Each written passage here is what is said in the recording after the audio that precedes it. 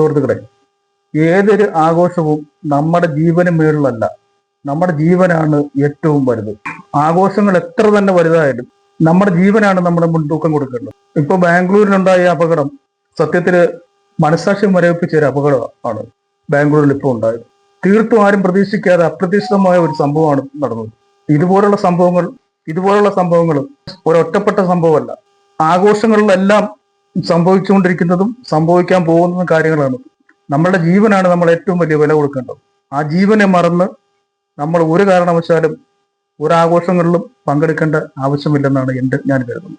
എത്ര സമാധാനപരമായ ഒരു അന്തരീക്ഷത്തിന്റെ ആഘോഷം നടന്നാലും പെട്ടെന്ന് ആൾക്കാരുടെ ഒരു ആശയക്കുഴപ്പം ഉണ്ടാവുകയോ അല്ലെങ്കിൽ ഏതെങ്കിലും രീതിയിലൊരു ബഹളമോ മറ്റും നടന്നു കഴിഞ്ഞാൽ പെട്ടെന്ന് ആൾക്കാർ പരിഭ്രാന്തരാവുകയും ലക്ഷ്യബോധമില്ലാതെ അങ്ങോട്ടും ഇങ്ങോട്ടും പരക്കം പായും ചെയ്യും.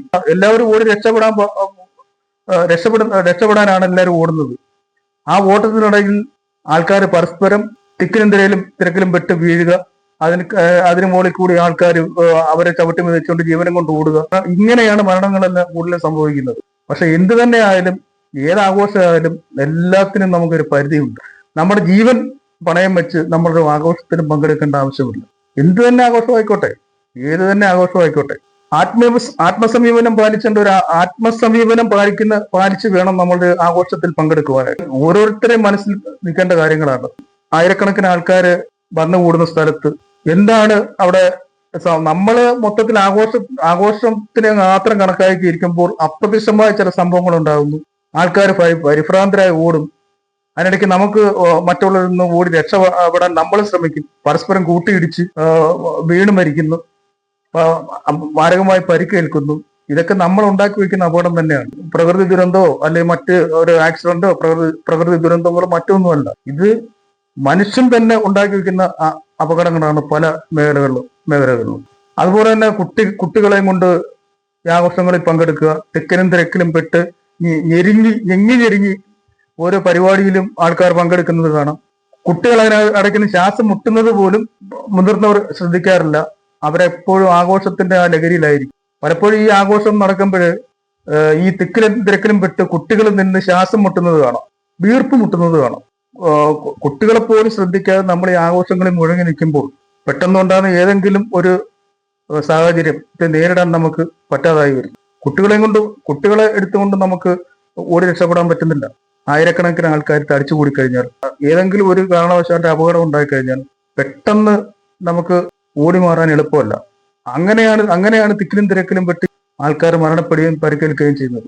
ഇത് നമ്മൾ ഓരോരുത്തരും മനസ്സിലാക്കാൻ പറ്റാത്ത ഒരു കാര്യമാണ്. നമുക്ക് ഓരോരുത്തർക്കും മനസ്സിലാക്കാൻ പറ്റാത്തൊരു കാര്യമാണ്. ഇത്രയും ആൾക്കാർ തിങ്ങിക്കൂടുമ്പോൾ തന്നെ നമ്മൾ മനസ്സിലാക്കണം, ഇത് ഏതെങ്കിലും രീതിയിലൊരു പ്രശ്നം മറ്റും ഉണ്ടായിക്കഴിഞ്ഞാൽ നമുക്ക് ഇതിനകത്ത് പെട്ടെന്ന് രക്ഷപ്പെടാൻ പറ്റത്തില്ല. അതുകൊണ്ട് ഒരു നിശ്ചിത അകലമില്ലാത്തതും വായു സഞ്ചാരം പോലും കടക്കാത്ത രീതിയിലുള്ള അവസ്ഥയിലാണെങ്കിൽ നമുക്കൊരു കാരണവശാലും നമുക്ക് അവിടുന്ന് ഈ തിരക്കിലും പെട്ട് രക്ഷപ്പെടാൻ പറ്റാത്തില്ല. പ്രത്യേകിച്ച് കുട്ടികളുമായി പോകുന്നവരാണ് ഏറ്റവും കഷ്ടത്തിലാകുന്നത്. അതുകൊണ്ട് ഏത് ആഘോഷ പരിപാടിയായാലും, അത് തുറസായ സ്ഥലത്താണെങ്കിലും സ്റ്റേഡിയത്തിനകത്താണെങ്കിലും ഹാളിനകത്താണെങ്കിലും അമിതമായ തിരക്ക് അനുഭവപ്പെട്ടു കഴിഞ്ഞാൽ നമ്മൾ അങ്ങോട്ട് പ്രവേശിക്കാതിരിക്കുന്നതായിരിക്കും ഏറ്റവും നല്ലത്. പ്രത്യേകിച്ച് ഇതുപോലുള്ള താരനിരകളൊക്കെ വരുന്ന ഈ പരിപാടികളിൽ സ്വയം മറന്ന് ആൾക്കാർ ലഹരിയിൽ പൂണ്ട് കുട്ടികളെ പോലും ശ്രദ്ധിക്കാതെ ഡാൻസ് ചെയ്യുക, ആഘോഷം നടത്തുകയൊക്കെ ചെയ്യുന്ന നമ്മൾ കണ്ടിട്ടുണ്ട്. പക്ഷെ ഇനിയെങ്കിലും ഒരു കാരണവശാലും ഒരു സ്റ്റേഡിയത്തിലായാലും ഹാളിനകത്തായാലും സ്റ്റേജിനടുത്തായാലും ഒരു നിശ്ചിത അകലം, നമുക്ക് നിൽക്കാൻ പോലും പറ്റാത്ത ഒരു സാഹചര്യമാണെങ്കിൽ നമ്മൾ അവിടെ പ്രവേശിക്കാതിരിക്കുക. ദൂരെ മാറി നിന്ന് നമ്മൾ ആഘോഷം കണ്ട് ആഘോഷത്തിൽ പങ്കെടുത്ത് മടങ്ങുന്നതായിരിക്കും നമ്മുടെ ജീവന് സേഫ്റ്റി. അപ്പൊ ഈ അപകടം നടന്നതിൽ കോഹ്ലിയോ മറ്റു താരങ്ങളെയോ ഒന്നും കുറ്റം പറഞ്ഞിട്ട് കാര്യമില്ല.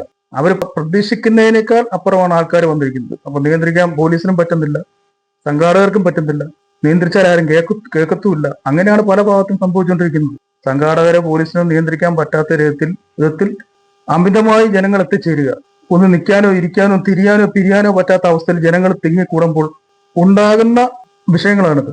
ഈ ജനങ്ങൾ തിങ്ങിക്കൂടുന്ന ഈ അവസരത്തിൽ ഈ ഒരാൾക്ക് പോലും നിന്ന് തിരിയാൻ പറ്റാത്ത ഒരവസ്ഥയിൽ ഒരാൾ കുഴഞ്ഞു വീണ് കഴിഞ്ഞാൽ പെട്ടെന്ന് അവിടെ ഒരു ബഹളം ഉണ്ടായി മാറും. അത് മറ്റ് ബഹളങ്ങളോ അല്ലെ മറ്റ് പ്രശ്നങ്ങളൊന്നും വേണം, ഒരാൾ കുഴഞ്ഞു വീണാലും മതി. ഇങ്ങനെയുള്ള ആഘോഷങ്ങളിൽ നമ്മൾ പങ്കെടുക്കുമ്പോൾ കുറച്ച് കാര്യങ്ങൾ ശ്രദ്ധിക്കണം.